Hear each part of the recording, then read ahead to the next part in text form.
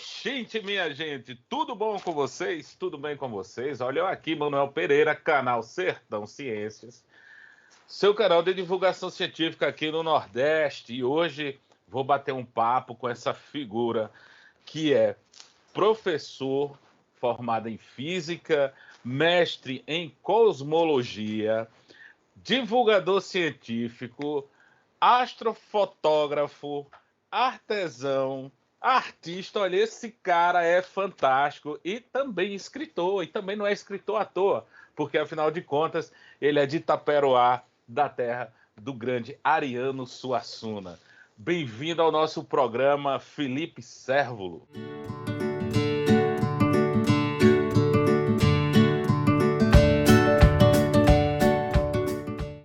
Primeiramente, gostaria de agradecer a você, Manuel, pelo convite, pelo espaço aqui, e acompanho seu projeto, né, há um certo tempo, né, e é isso. Espero que a gente tenha um bate-papo legal hoje. Vamos conversar, cara, vamos conversar muito, não é? Felipe, vamos aqui a pergunta que eu sempre faço, né, aos meus convidados, principalmente para quem é da área da astronomia. Que caminhos te levam à astronomia, cara? Eu geralmente costumo responder essa pergunta com duas historiezinhas que fizeram parte da minha vida e que me levaram a ser astrônomo, né? A primeira, inclusive eu conto ela no meu livro, né? Das Cavernas ao Espaço, meu primeiro livro, que foi o seguinte, né? Crianças geralmente utilizam a imaginação para realizar suas brincadeiras, né? E numa dessas, estava lá brincando e eu me imaginei fora do planeta Terra. E eu comecei a fazer o seguinte: eu estava lá no espaço e removi o Sol. Vamos ver o que sai dessa imaginação, né? Terei o Sol, terei as estrelas, terei a Terra por último. E daí comecei a olhar a minha volta, né? Claro, imaginação, de acordo com a minha imaginação, comecei a olhar em volta, não vi nada e não vi a Terra, não vi as pessoas que eu gostava, né? E comecei a me perguntar como seria o universo sem nada disso, sem nada sem animais, sem pessoas, sem estrelas. Então eu me vi naquela escuridão, naquele vazio, no frio do espaço, e eu tinha 5 anos de idade, né? Então essa experiência mental, Einstein chamava de Gandenstein Experiment, ou seja, experiência mental. Então essa experiência mental foi o estalar de dedos, né? Foi a virada de chave na minha vida para que eu começasse a gostar de astronomia. Mas outra experiência, né, depois dessa, claro, cresci, comecei a querer entender mais sobre a origem do universo, porque quando eu me vi lá, dentro dessa experiência mental, quando eu me vi em um estado, digamos, antes do universo e após, né, eu comecei a me imaginar como é que seria o universo sem nada, sem planetas, sem estrelas, e como é que seria o fim do universo. Então, imagina uma criança de 5 anos tentando entender tudo isso, mas aí eu fui crescendo, amadurecendo a mente e tentando entender aquilo, comecei a ler livros, né, sobre o tema, e eu lembro de outra experiência também, que eu gosto de contar, que foi na quinta série, né, no primeiro dia, fez uma dinâmica e começou a perguntar aos coleguinhas o que é que eles queriam ser quando crescer. E eu lembro que eu fiquei na primeira fila, só que ela começou da última fila até chegar na minha, e eu fui a última pessoa a responder. E os coleguinhas começaram a dizer: não, eu quero ser professor, eu quero ser advogado, eu quero ser médico, quero ser dentista. Quando chegou em mim, eu respondi que queria ser cientista. E daí a professora olhou assim para mim, sem entender nada. Os coleguinhas olharam também, todos ao mesmo tempo. Aí lá vai eu explicar o que era cientista, que até então, pelo que eu entendi, né, naquela hora ali, os coleguinhas não sabiam o que era, nem tanto a professora. E eu já sabia o que eu queria ser, né, desde aquela época, por conta dessa experiência, por conta dos contatos que eu tive com livros, né, e essa curiosidade natural que surgiu em mim a partir dessas experiências mentais e também de querer entender mais sobre o universo. Então, daí, né, eu segui a carreira de físico, fiz faculdade de física aqui na UEPB, terminei em 2014, né, comecei em 2009, terminei em 2014, fiz mestrado na área de cosmologia, né, até 2017, e tem uma página de divulgação científica, né, que você já citou aí, Mistérios do Universo, e estou aqui até hoje, né? Eu costumo dizer que a astronomia é uma filosofia de vida que eu busquei, ou o contrário, né? A astronomia me capturou, e hoje eu digo que ela é uma forma de... É como se fosse uma religião, digamos assim, com todo respeito aos religiosos, mas a astronomia, ela nos deixa mais conectados ao próprio universo, né? Carl Sagan dizia que o universo é a maneira de se autoconhecer, a astronomia é a maneira do universo se autoconhecer. Então, quando você tem formas de vida que evoluíram, até desenvolverem inteligência e observarem planetas, né, desenvolverem tecnologia, observarem planetas, estrelas, como os astrônomos fazem, eu costumo dizer também que a astronomia é uma forma do universo se autoconhecer. A própria vida, né, inteligente é uma forma do universo se autoconhecer. Então, eu trago hoje a astronomia como uma filosofia de vida que eu vou levar até o me for. Agora, como é que surge essa ideia de criar esse projeto, né, Mistérios do Universo? Bom, o projeto Mistérios do Universo surgiu em 2013, né? Na época eu lembro que tinha uma onda de páginas sendo criadas, né? Páginas de divulgação científica, eu lembro do Universo Racionalista, eu lembro do Mistério do Espaço, Mistérios do Mundo, Sociedade Racionalista. Então, nessa onda de páginas de divulgação científica, né? Eu resolvi criar a minha, né? Eu tinha outro projeto, né, não voltado à astronomia, mas voltado à ciência no geral, e resolvi focar na astronomia com o projeto Mistérios do Universo, né? Na época, inclusive vai fazer 10 anos agora, em março. Na época, o objetivo era trazer o conhecimento que eu já tinha, né, adquirido na faculdade, trazer o conhecimento de física e astronomia, fazer um filtro, né, evitar aqueles jargões, aquelas palavras difíceis, aquele conhecimento mais fechado, né, acadêmico, para uma linguagem mais fácil, mais acessível ao público leigo, que a gente sabe que a astronomia hoje só teve essa expansão, digamos assim, essa divulgação por conta dos próprios divulgadores científicos e, por que não, né, uma pessoa que estava terminando curso de física como eu, não seguir esse propósito, essa missão, digamos assim. Então, eu resolvi, né, criar essa página, mas por isso também. Como eu comecei a gostar de astronomia, claro, pela experiência que a gente, aliás, pela experiência que eu já contei aqui, porém, outra pessoa que também me inspirou, né, de forma indireta, foi Carl Sagan, né, através da série, né, Sempre eu tive ele. contato. São Exatamente, Carl né? Sagan. Pois é. Carl Sagan sempre influenciando, né, nós divulgadores. E eu conheci a série dele pela extinta TV Escola e me apaixonei pela maneira com que ele falava, né, e peguei aquele jeito, né, de transmitir a ciência e estou aqui até hoje por conta também de Carl Sagan, de Marcelo Gleiser, Stephen Hawking e outros tantos que me influenciaram nesse mundo aí da divulgação científica. Esse seu trabalho está ligado também ao projeto Ciência Cidadã? Sim, sim. Inclusive, a Ciência Cidadã foi mais um tijolinho, né, que eu coloquei aí nessa minha missão de divulgar ciência. Eu conheci a Ciência Cidadã há uns 3, 4 anos, através do projeto Zooniverse, que é a maior plataforma de ciência cidadã hoje, né, em atividade. E eu comecei a entender o que era ciência cidadã por conta de um projeto dentro da plataforma chamado Planet Hunter TESS, ou seja, o TESS, caçador de planetas. TESS, né, para quem não sabe, é um satélite que busca planetas, exoplanetas, no espaço, né, pelo método de trânsito. Então, o que seria trânsito? Você tem um planeta, você tem uma estrela. Então, a estrela ela está sendo capturada pelo telescópio e ela emite um certo brilho, né, uma certa quantidade de luz. Quando o planeta passa na frente da estrela, essa luz, né, essa quantidade de luz da estrela diminui. Então, a gente observa uma certa regularidade na questão do tempo da órbita do planeta.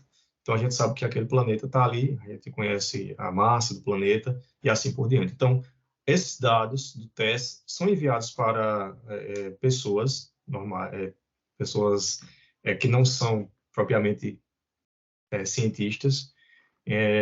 Por exemplo, qualquer pessoa pode fazer uma conta nos universos e adentrar no projeto Planet Hunter Test, né? Mas você, claro, tem que ter um conhecimento razoável ou básico em astronomia para você entender o que é o trânsito. Mas eles mandam para você essas imagens, esses dados, na verdade, para você enviar, né? Marcar o planetinha ali, se tem planeta ou não, e enviar para eles. E aí você pode ou não contribuir com essas descobertas.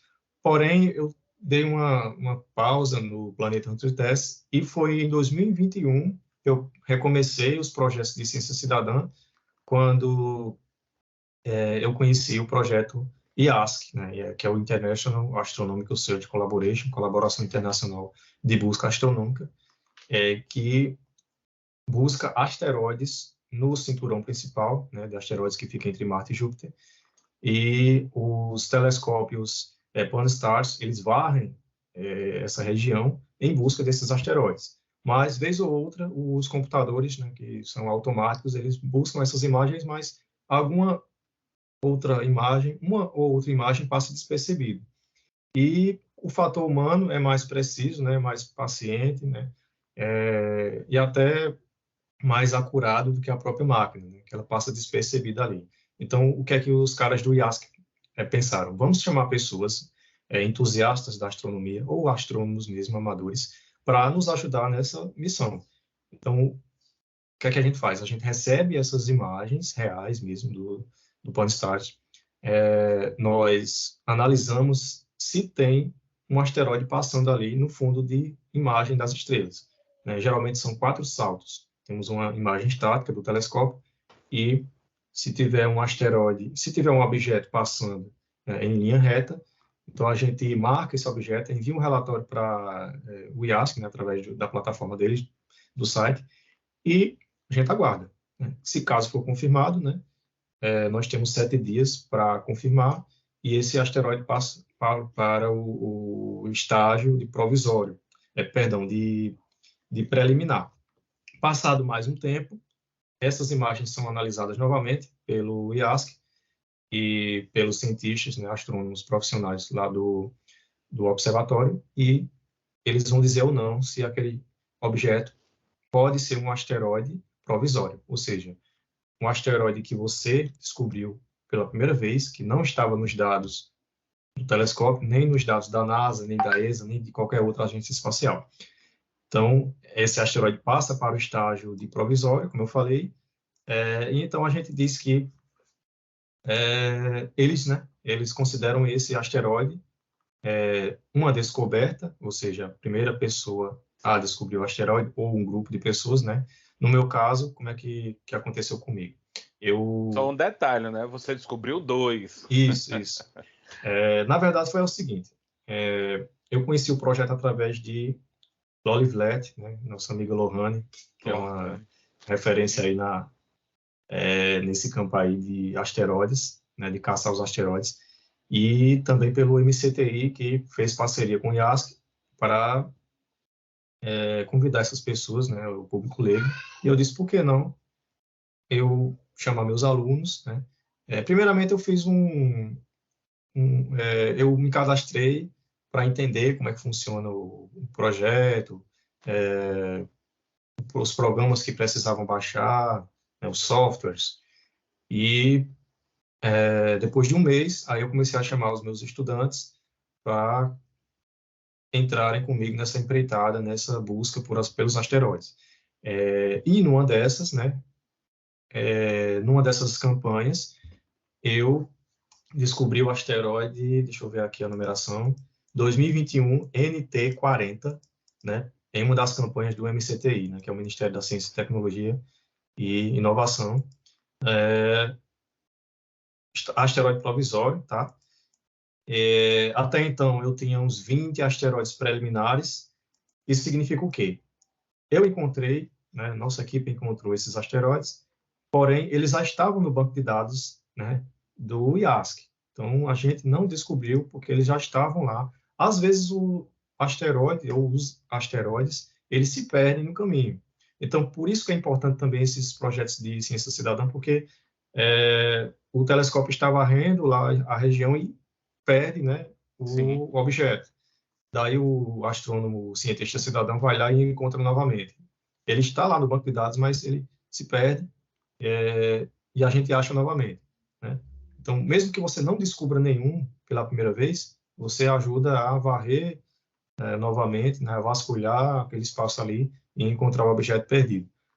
Na segunda oportunidade, eu participei de uma campanha internacional, né, desvinculada do MCTI, e eu coloquei o nome da campanha Poeira das Estrelas, que era o nome de uma eletiva que eu desenvolvi com meus alunos aqui, na Escola Melquides Vilar, escola estadual aqui da minha cidade, onde eu leciono, né, sou professor de física lá, e eu convidei esses alunos, né, para realizarem essa campanha junto comigo. A gente fez treinamento, né, tudo pelo Google Meet, pedi para eles baixarem os softwares, e um desses alunos, nessas buscas, um desses alunos, que foi Albert Jean, ele descobriu sozinho um dos asteroides. A gente enviou o relatório, beleza. 2 asteroides nós descobrimos em conjunto, né, nesse mesmo dia. Então, nós mandamos os 3 dados desses objetos, porém, um deles, que foi o que a gente descobriu em conjunto, foi asteroide provisório, que é o 2021 TC149, né? E esse asteroide, ele é em especial, né, porque ele rendeu para mim o prêmio Educação em Ciências da FESB, como o melhor professor, segundo melhor professor de ciências do Brasil, né? Fiquei bem feliz com essa conquista, né? Graças, com certeza, aos meus alunos também.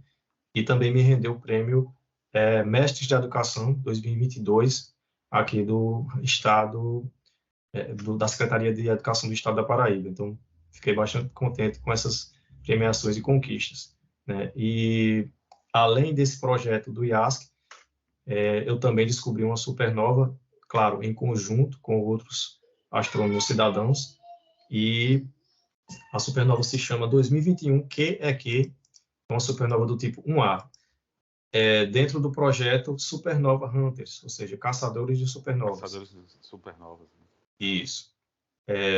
Então, o que é que acontece? Mesma situação.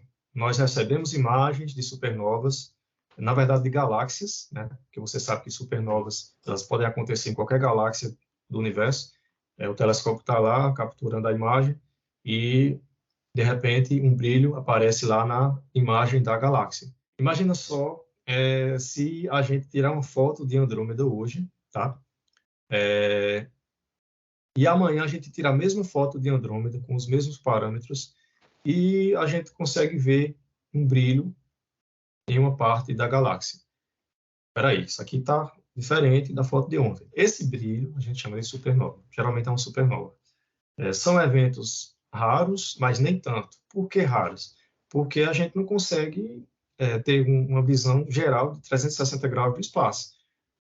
Então, o que é que acontece? Esses telescópios tiram fotos das galáxias aleatoriamente, colocam no banco de dados e jogam para as pessoas, para o público, tentar encontrar ou não uma supernova. Então, numa dessas, eu capturei lá a imagem e mandei para o banco de dados dos Universe, do projeto Supernova Hunters, que é a supernova do tipo 1A, que é uma supernova que ela é uma remanescente de uma anã branca. Então, em termos mais... para o pessoal entender aí. O que é uma anã branca? Uma estrela do tamanho do Sol, ela evolui para uma gigante vermelha, depois de 5 bilhões de anos, ela se expande ou explode, né, em uma estrela ou um objeto chamado nebulosa planetária. No centro dessa nebulosa planetária temos um objeto chamado anã branca, que é uma estrela compactada e pequena. Se essa anã branca tiver uma massa maior que 1,44 massas solares, ou seja, 1,44 vezes a massa do Sol, se passar de 1,44, então, geralmente acontece o seguinte, a anã branca está lá paradinha e passa outra próximo dela e ela captura. E aí começa o processo novamente. Esse processo, um segundo processo, digamos assim, de formação estelar, origina, que a gente chama de supernova do tipo 1A. E foi um desses objetos que eu acabei contribuindo na descoberta, né? Fiquei bastante feliz. E é isso. Eu vou entrar agora para o terceiro ano, né, como cientista cidadão do projeto IASC, e também tem outro projeto bem bacana que é o LCO, Las Cumbres Observatory, que ele não é ciência cidadã, mas eu gosto de chamar de cooperação educacional para a astrofotografia. Ou seja, eles disponibilizam 2 horas de tempo, 1h30, 2 horas, para cada escola, né? Então, temos um representante das escolas para o Brasil, no caso, né? Eles disponibilizam para o mundo inteiro, mas no Brasil está fazendo um sucesso muito bacana também esse projeto. E eu também chamei meus estudantes para encontrarem, na verdade, tirarem fotos desses objetos, qualquer objeto que você escolher, claro, dentro de um certo parâmetro. A gente não pode escolher estrelas que brilham, que tem um certo brilho, porque estoura o sensor do telescópio. Felipe, como é que é trabalhar com astronomia no Alto Sertão da Paraíba, né, Taperoá, e inclusive você fazendo com que a cidade de Taperoá, que é muito reconhecida por conta do Ariano Suassuna, seus trabalhos, seus livros, né, principalmente o Alto da Compadecida, ter né, voltado para a cidade esse olhar aí, por sua culpa, vou dizer isso, né, por conta dos prêmios que você vem recebendo, do livro que você fez, daqui a pouco a gente vai falar sobre ele, e tornando Taperoá também uma referência em astronomia. Bom, como eu disse lá no início, minha missão ela é focada na astronomia, mas nada seria tão satisfatório se eu não colocasse o público da minha cidade dentro dessa história toda. Quando eu criei o projeto Mistério do Universo, comecei na internet, obviamente, porém, em 2015, ano do eclipse total da Lua, setembro de 2015, o que é que eu fiz? Vou migrar o projeto da internet para a praça pública, né? Eu já havia colegas meus disponibilizando o telescópio deles para o público, né? Então, eu vi aquela história bem interessante. O que é que eu fiz? Comprei um telescópio, né? Eu sabia que ia acontecer o evento, comprei o telescópio com antecedência e comecei a fazer parcerias, né? Inclusive com o Marcelo Zurita, da Associação Paraibana de Astronomia, com o Tomás, que na época era o diretor ainda da APA, né? Então, eu fiz essa parceria, eu fiz parceria com a Prefeitura Municipal de Taperoá na época, fiz parceria com a Câmara de Vereadores, né? Eles me disponibilizaram um telão, né, para transmitir o eclipse na época, e eu lembro que foi um grande sucesso essa observação, né? Pela primeira vez a cidade se reuniu, pessoas da cidade se reuniram para observar um eclipse lunar. Sim. Na época o tempo contribuiu também, então foi bem bacana. E depois desse dia as pessoas passaram a conhecer melhor o meu projeto, né? Colegas passaram a se inspirar, né? A seguir até a carreira mesmo de cientista, de físico, de professor, enfim. E teve o apoio, ainda tem o apoio da prefeitura, da Câmara de Vereadores, né? Muitas pessoas passaram a entender melhor a ciência por conta dos meus projetos. Então, eu acho isso bem bacana, né? Porque uma coisa é você contribuir sozinho para a ciência de ponta, né? Outra coisa é você trazer o público para multiplicar esse gosto pela ciência, né? E gerar uma próxima, contribuir com a próxima geração de cientistas, né? E outra coisa é que, recentemente, eu consegui realizar outro grande sonho, que foi trazer o encontro de astronomia do Nordeste para cá, para a minha cidade, né? é um sonho antigo que eu tinha, né? É uma conversa que surgiu lá no EANE de 2017, juntamente com o Marcelo Zurita, e a gente finalmente conseguiu, né? Depois da pandemia. Na verdade, estava previsto para ser em 2020, porém a pandemia não permitiu e a gente fez 2022, né? Em junho de 2022.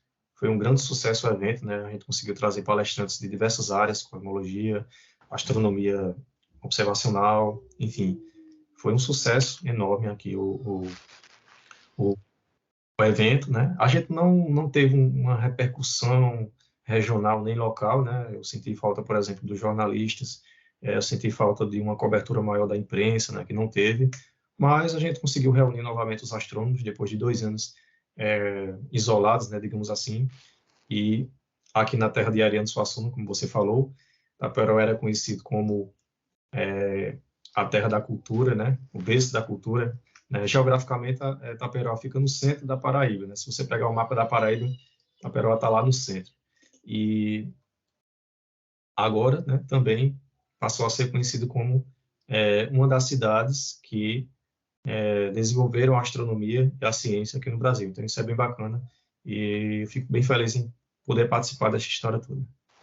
Agora vamos falar esse livro aqui maravilhoso, né? Vocês podem ver aqui ao meu lado e vai aparecer na tela graças à edição, que é o livro Das Cavernas ao Espaço, uma breve história da astronomia. Gente, tenho que falar que é um livro fantástico, bom, é agradabilíssimo em sua leitura e que é acessível a todos, porque ele não tem o formalismo matemático, né, dos livros de astronomia, e que, no caso, ele cobre praticamente aí em torno de 40 mil anos em história, né?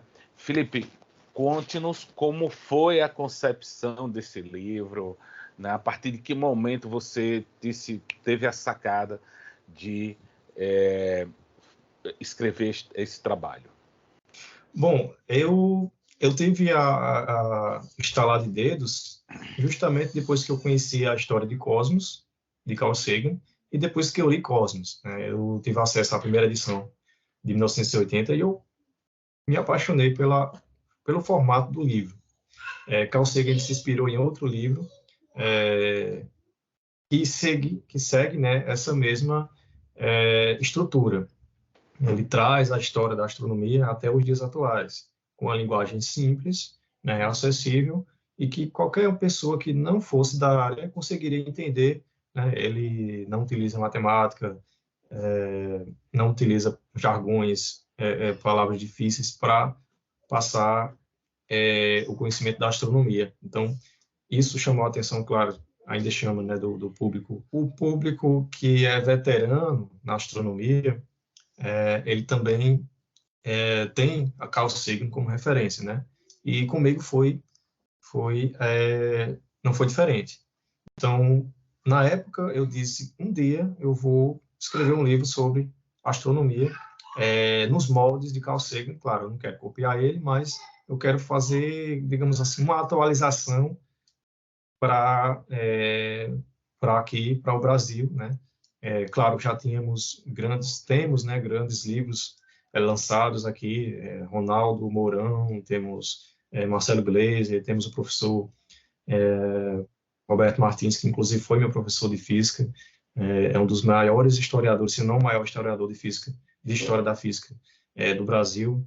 Então eu li as obras dele, né? Tive essa visão mais ampla, digamos assim, da história da ciência. Então, quando eu tive a certeza, né, e a segurança que eu queria lançar o livro, né,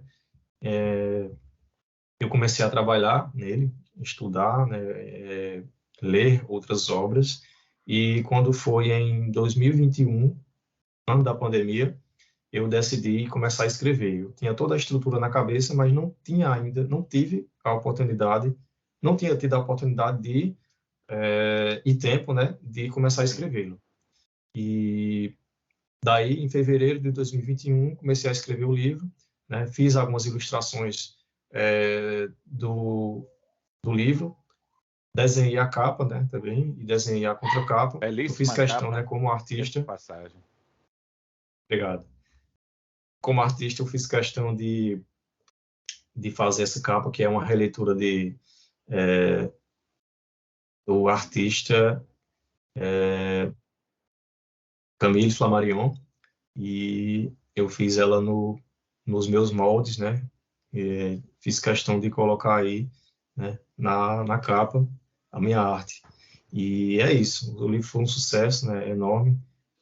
Recentemente, no mês passado, eu vendi o último exemplar, né? Então, brevemente vai ter uma segunda edição do livro aí, e fiquei bastante feliz também com a aceitação do público, né, do meu livro, né? Eu espero que a segunda edição ou as próximas edições cheguem a um público maior e alcancem as pessoas certas e assim como eu, né, essas pessoas consigam se inspirar também na ciência.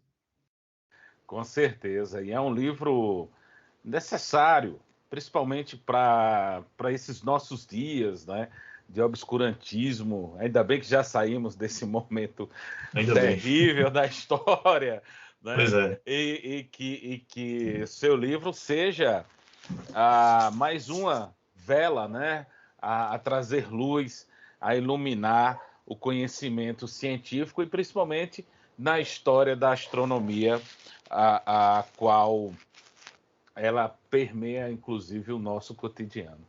Felipe, Inclusive, só interrompendo você, se você me permitir, eu vou acrescentar, voltando lá à história do meu projeto Mistério do Universo.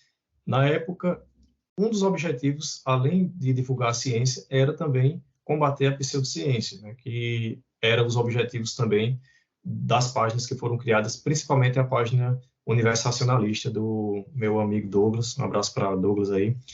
E o objetivo de Douglas, com o projeto dele, era trazer mais racionalização, ou seja, fazer com que as pessoas pensassem de forma cética, ou seja, na época o objetivo era que as pessoas ficassem mais imunizadas, digamos assim, de todo aquele conhecimento que não era científico, ou seja, a gente chama de pseudociência, astrologia, terra plana.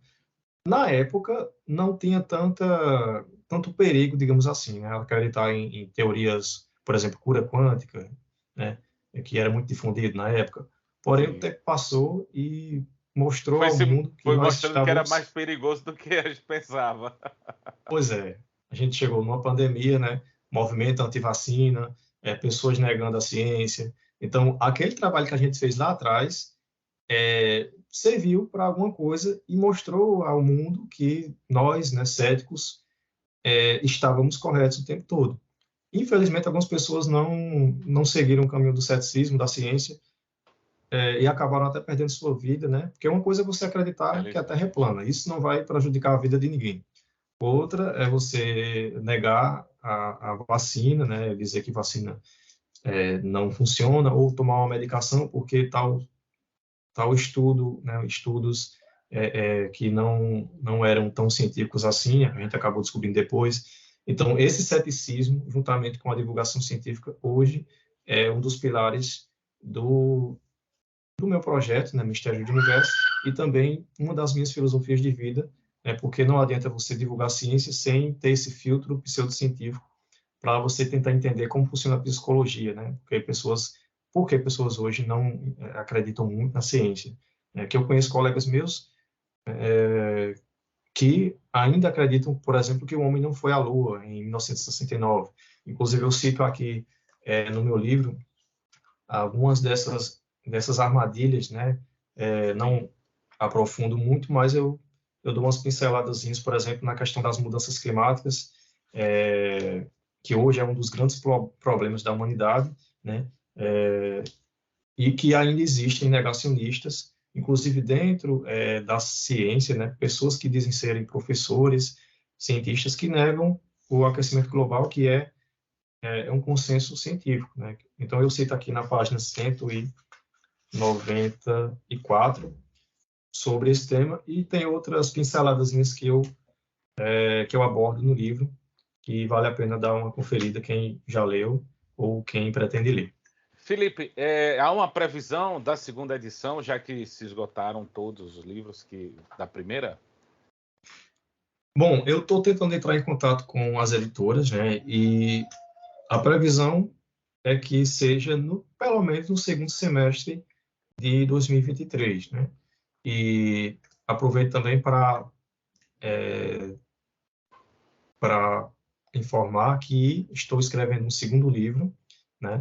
Opa, Talvez um terceiro, mas aí eu coloco lá pode para dar algum frente o spoiler? segundo. Posso sim. Na verdade, eu estou na dúvida se eu vou lançar um dos dois. Um deles é um conto, na verdade é uma aventura, muito parecido com Alice no País das Maravilhas, né? E o outro é um livro que vai falar sobre a evolução das estrelas. Temos um terceiro livro ainda que vai falar sobre a evolução do universo, mas aí é um projeto mais adiante. Mas um desses dois eu pretendo também lançar ou no finalzinho do ano, ou se der tempo, né? Que aí depende da editora, enfim, tem uma burocracia aí. Mas eu pretendo sim continuar com essa vida acadêmica aí.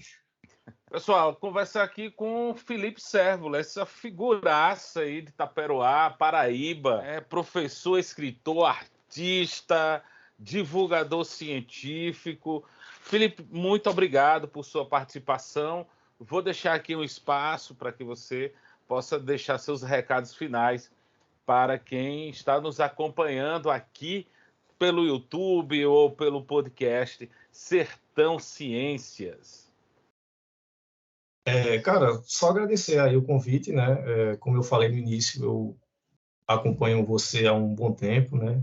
Eu achei bem bacana essa sacada aí do Sertão Ciência, bem criativo aí teu projeto.